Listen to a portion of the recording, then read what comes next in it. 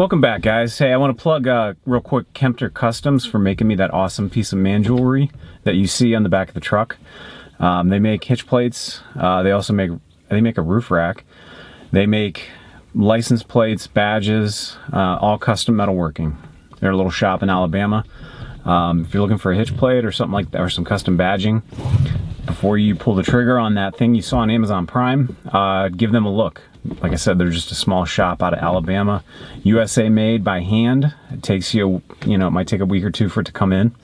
But like I said, it's made by hand. So I was sold on that. I want to talk about the habit of naming your car or truck today. According to a 2020 survey put out by Ford, 27% of truck owners name their truck. We name things because we love them.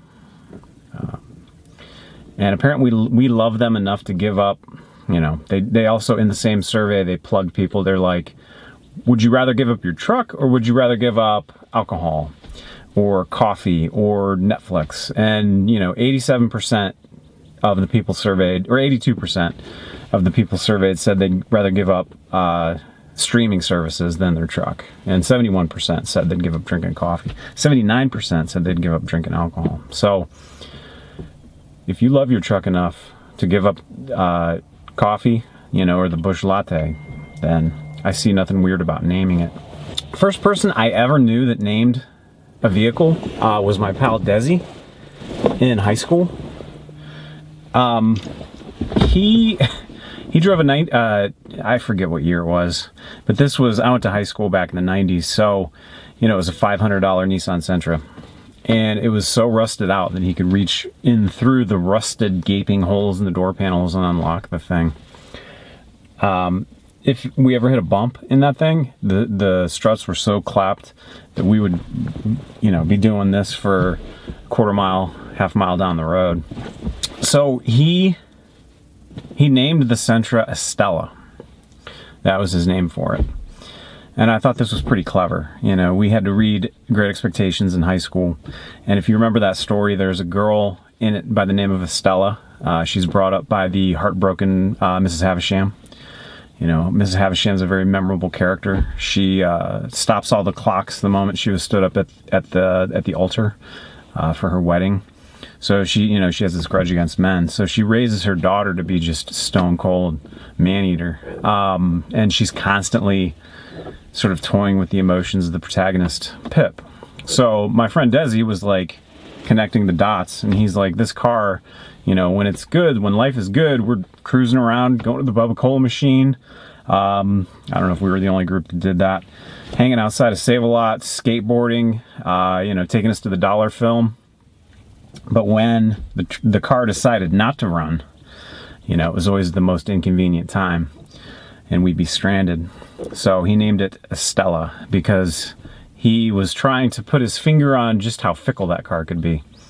But yeah, the first car I ever named was my 2002 Mustang convertible. I bought it off a coworker, and unfortunately her stepmom had just passed away. And when I took possession of the car, the only thing it had in it, in the console, was an old map, and there was a Michael Bolton CD. So the car's name instantly became Michael Bolton. It was a perfect fit. I didn't have to think too hard about it. It just kind of clicked. Michael Bolton isn't necessarily your traditional badass.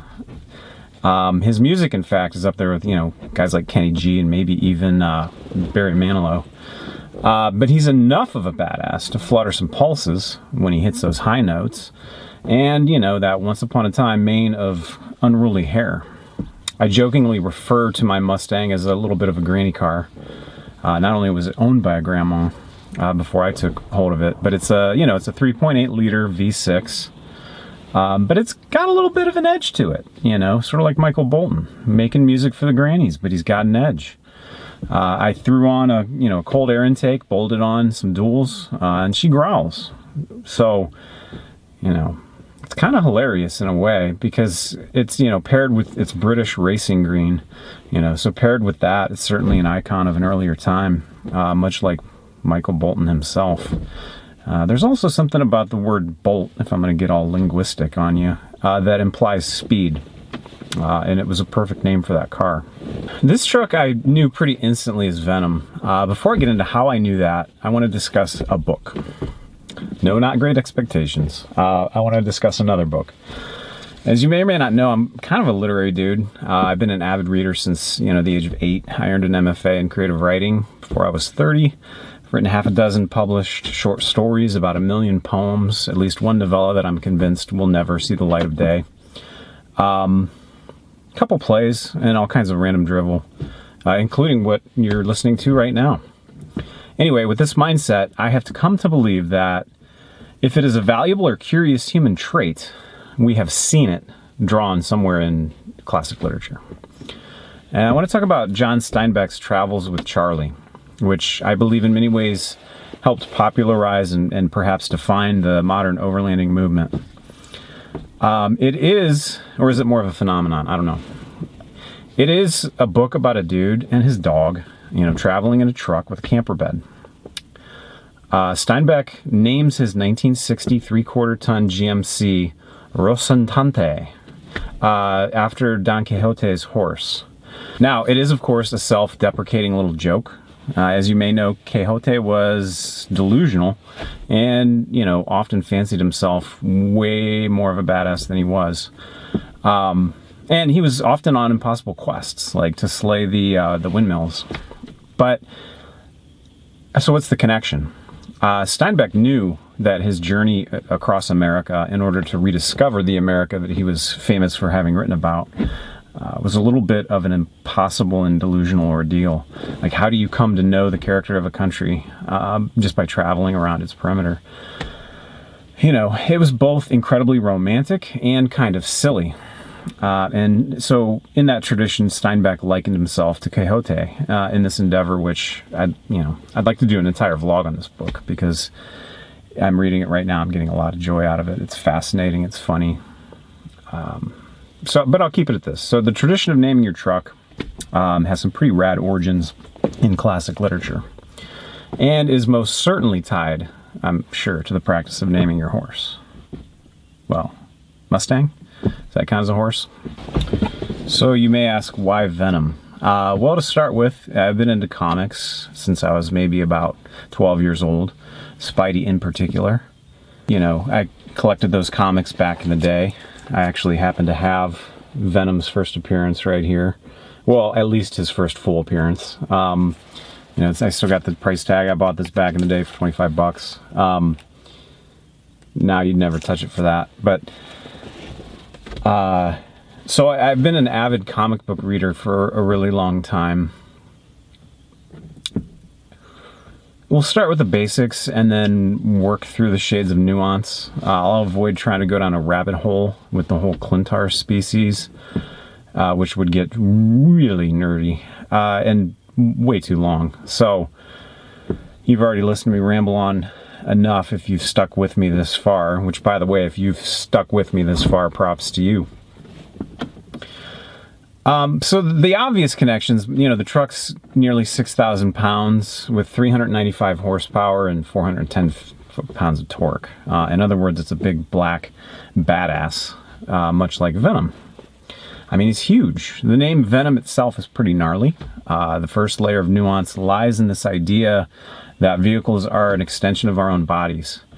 And that's basically the case of the symbiote with its host. Whether it be Eddie Brock or Peter Parker or Flash Thompson, Venom is an extension of them, the individual. So it makes the individual stronger, bigger, more powerful, and that's kind of how I feel when I'm driving this truck. That's part of why I love it, and I'm sure that's part of why dudes love trucks, is you feel like a badass rolling down the road. The truck, if I want to get technical, the truck is more of a kind of sleek, sexy exoskeleton more than it is a symbiote, really. But I like the imagery of one flowing into the other. So, plus there's no really cool exoskeletons in comics that I'm aware of. For me, the second layer of nuance comes from the character of the word rebel, and I've been thinking a lot about this. lately, ever since I bought the truck. What is the appeal of the word rebel, and why is it like probably hands down the best name for a truck? Period. It's complicated, you know, but I'm going to try to simplify it as much as I can here in my thinking of it. In an essay, Erich Fromm, the famous social psychologist, he said that to rebel means to be only capable of saying no. You know, he characterizes a rebel as someone who is only capable of saying no. You know, I don't like that definition all that well. You know, and so then where do we go? Where do we go culturally with that? You know, a lot of us might be tempted to look at James Dean's character, Jim Stark, in Rebel Without a Cause. You know, when you watch that movie, I rewatched it just recently, just sort of being very critical of how he's being portrayed as a rebel. He seems like he's more of a victim of peer pressure, groupthink, rotten family dynamics, and bad luck more than anything else. And I think maybe what was radical about that movie is they were trying to portray that, you know, even the bad kids deep down are good kids. And that's not all that radical to my mind, at least, being a teacher of that age youth. So, you know, where do we go to define the term rebel? I don't know. I kind of like Albert Camus. I kind of like his idea that every act of rebellion sort of tacitly invokes a value. And the rebel isn't a nihilist in the sense that, you know, he's just no, you know, nor is the rebel a victim. The rebel defines his own domain. He's a constructivist in some ways, and I like that idea that rebellion in itself is an establishment of value. So keeping that in mind, I want to move forward talking about how Venom's a kind of rebel, and how I kind of have come to warm up to the idea of, you know, rebellion. So I want to start with some simple illustrations from the comic where Venom is drawn as a villain, and then the movie where he's portrayed more as an anti-hero. And first of all, initially the suit, the black symbiote suit, turns Peter Parker into kind of a rebel, or at least a bad boy. You know, Peter Parker's bad boy aesthetic, especially in that third movie, it's kind of hilarious, but it's also oddly liberating in some ways to watch him act unfettered, you know, by the social mores that forced him to constantly be self-sacrificing. You know, he's the nice guy, and oftentimes he finishes last. So it was refreshing to see Peter Parker go a little darker. But it's, you know, it's not who he is, so he rejects it ultimately and gets rid of the suit. And simply put, you know, I feel a little bit like Tobey Maguire in that third movie driving this bad boy, if that makes sense. And, you know, Ram's done a really good job cultivating that bad boy brand. And hey, it worked on me. So, and I suspect I'm not the only one. You know, when the symbiote grafts with Brock, he's at first a villain, certainly. He's seeking revenge. Then it morphs into some, you know, as his character arc evolves, he morphs into something of an anti-hero late into his arc, always seeking to protect the innocent from worse villains, you know, like Carnage, who hopefully we'll see in the second movie. Hopefully Woody Harrelson will be able to do that justice. I have no doubt that he'll be awesome. So there's something appealing about a slathering beast out there on the prowl looking out for the little guy. And, you know, it's this aesthetic that they go for in the movies as well. Sorry, there's a whole crap ton of birds.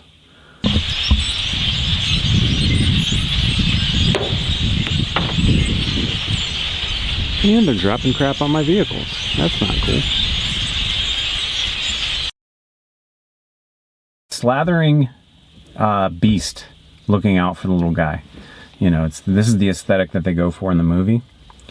when he eats that guy's head, you know, to protect the cashier. That's kind of awesome.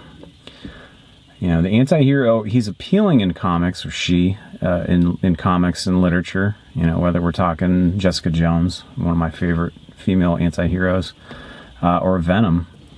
You know, they're appealing, you know, because there's not a whole ton of moralizing. We get to see the character grapple with like faults and foibles, but also still strive to be a good person. And I feel like that's more common to people's experiences. Like, so often we fall short of being good, but that doesn't stop us from getting up every morning and trying. So I identify with that as well. So it occurs to me that there's a parallel between Brock calling himself, you know, intertwined with the symbiote Venom, as a nod to the vitriol he published as a journalist in, you know, all the scandal rags that he wrote for. And Venom the truck, you know, the Hemi V8, possibly one of the least environmentally friendly vehicles on the road. And I know maybe I'll get a reaction here with this, but when I think about the truck, you know, I'm not a dumb guy, so I'm not unaware of the footprint of a truck like this. You know, does it mean I'm ashamed to drive it? No, I love everything about this truck. You know, I love the power, the sound, everything except maybe the teeny tiny gas tank that I have. But so Brock calls himself Venom as a nod to the venom that he spews. Could it be that that's another layer of nuance here with the truck? You know, the CO2 footprint? I don't know. You know, I know it's not a Prius, and it's certainly not a Ford F-150 hybrid, which, by the way, I'm super jealous of those. Have you seen the generator they have in that thing? I was going to do a video with this truck with the plugs and, you know, what you can and cannot do, but it turns out you cannot do a whole heck of a lot.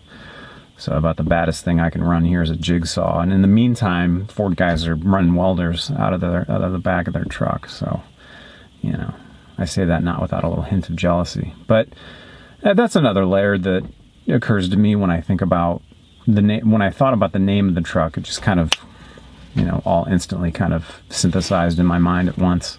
Where are we? You know, the fact that Brock is portrayed as a down on his luck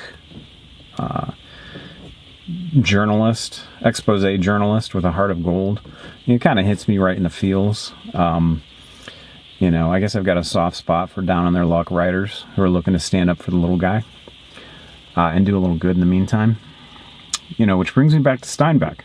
Talk about the champion of the little guy. I think he would have liked the spirit of the movie Venom. Like, if you can imagine Steinbeck watching a movie, much less a Marvel movie, I think he would have dug it. I definitely think he would approve of me naming my truck. So, you know, if you name your truck, if you're one of the 27%, you're in good company. You know, I definitely think, damn it. So I definitely think Steinbeck would approve of us 27% that named our truck, considering the fact that he himself did it. So, you know, if you've got a name for your truck, if you're one of the 27%, I would love to hear your name. I would love to know if there's a story that goes with it as well. So please feel free to drop that in the comments below. If you made it this far, that is. I will feature the coolest name in the next video. I'll give you a shout out.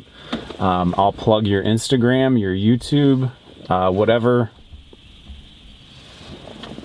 So drop your truck name in the comments. I'll go comb through them, pick the coolest name that I see. I'll give you a shout out in the next video. I'll gladly plug your Instagram, YouTube, you know, whatever social media platform that you've got. So feel free to include that as well. And I just kind of look forward to seeing some cool truck names, maybe with a story or two here or there. So until then, Venom Rebel 2020 out. Don't forget to like and subscribe. See you all farther down the road.